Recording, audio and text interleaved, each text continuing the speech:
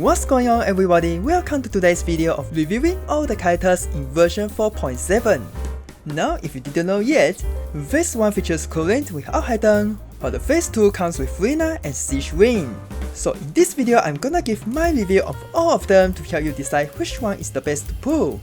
Please note that all my reviews are based on their free-to-play performance, so no signatures and constellations. But then, without further ado, let's get right into it. Clorinde is yet another DPS character, making her the 5th DPS out of 8 Fontaine limited 5-star characters. For the light string, she specializes in spamming normal attacks and skills with a nuke as her burst.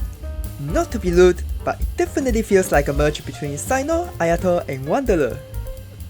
Well anyway, similar to Alhaitham, she also has the Bone of Light gimmick, which actually provides her a little bit of self-healing, as expected for a Fontaine DPS, right? But as for whether she's worth it or not, well, she's certainly an incredibly cool character, which is something all Eator characters share in this game. But since we don't know her exact number, it's hard to judge her at the moment. After all, damage is everything, but I won't doubt her strength at all. Because after all, she's a Fontaine DPS with self-healing, which is bound to be strong, probably. In addition, she does have many great teams to choose from, which is something really awesome. But at the end of the day, we still have to wait until she is released before making any judgment about her. Alhaitham was once the strongest DPS for free-to-play, as he's the best driver for Hyper Bloom team without needing any weapons and constellations.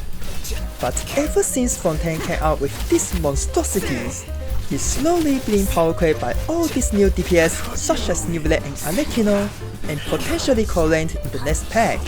Such is the life of being a DPS character.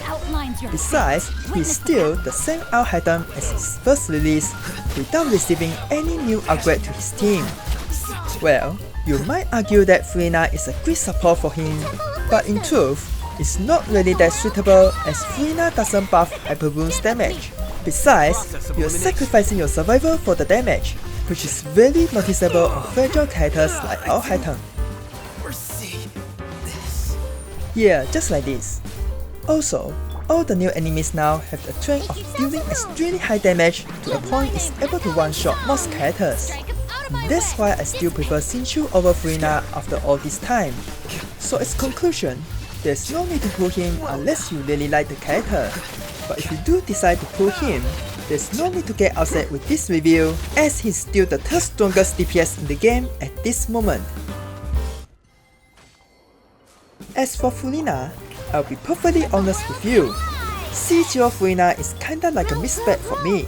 Now don't get me wrong, she is an extremely strong damage support with a very decent sub DPS if you have the right team for her. Yes, that's her restriction. To bring the most out of C0 Furina, your team needs to have a team-wide healer such as Sigewinne and Baiju. However, most teams don't really use them at all, and that becomes a problem for Furina. As such, Furina is usually seen together with Neuvillette 90% of the time, with the rest of being with Kokomi, Xiao and Sino. That's just how she works. Aside from them, all other teams are kinda average for her, as you can't really get the most out of her kit without sacrificing too much of other aspects. But of course, all these problems are solved with her constellations, especially her C2. While it's indeed a strong constellation to pull, I actually don't recommend you to pull it at this point because Nightline is coming out very soon. Your Primogems could be used for C2 Pyro Archon, which is undoubtedly stronger than C2 Furina, similar to how she beats C2 Lahida. Now as for the free-to-play, whether C0 Furina is worth it or not depends on your roster. If you do have the teams I mentioned before, then go ahead, you won't be disappointed. If you don't, it's actually quite okay for you to skip her if you really don't like this character.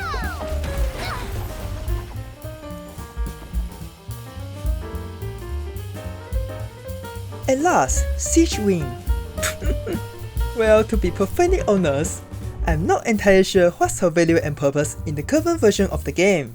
For your information, she's a Hydro healer who buffs off-field elemental skill damage along with a burst that turns her into a budget Neuvillette. just look at this!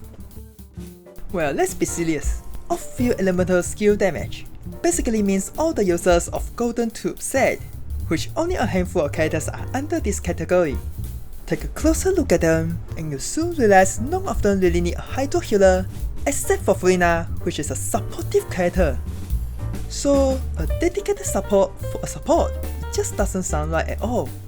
While I do think this is a valid combo, it's far better off to just pull Furina's Constellations for even better results. Not only it improves her own damage, but also it makes her even better in supporting all other characters, and most importantly, it doesn't occupy a team slot, which is the most valuable resource for a team. Just think about it. In what team you are gonna put with Furina Sigewinne combo? I can only think of Mono Hydro, but then she'll be a downgrade to Kokomi, as she doesn't do normal attacks to trigger Yelan's burst. So yeah, I don't get this character at all. That's why I can hardly recommend you to pull her, unless I'm missing something really huge about her. So as conclusion, Furina is still the best pull among all. She is a former Archon support who gives an insane damage buff to everyone in the team, provided you have the right team for her. Despite some flaws when she's at C0, she's still a supportive character which is always more valuable than DPS by nature. So you can't really go wrong with pulling her. As for the rest, Clorinde still needs further testing once we get our hands on her. Without actual number, we can't really judge her at all. But I don't think she will be weaker than Alhaitham, which is why he's on the third. Alhaitham is quite an old DPS already, and he's slowly being power cracked by all the Fontaine DPS. That's the fact of every DPS in the game, so only pull him if you really like him. At last, is Sigewinne. Well, just saying I won't be surprised if you're telling me she's a 4-star character. That's how strange she is, honestly. Well, at least she's cute, I guess. Alright, that's all for this video. I sincerely hope all of you have a good luck getting the character you want. Thanks for watching, and I'll be seeing you in the next one.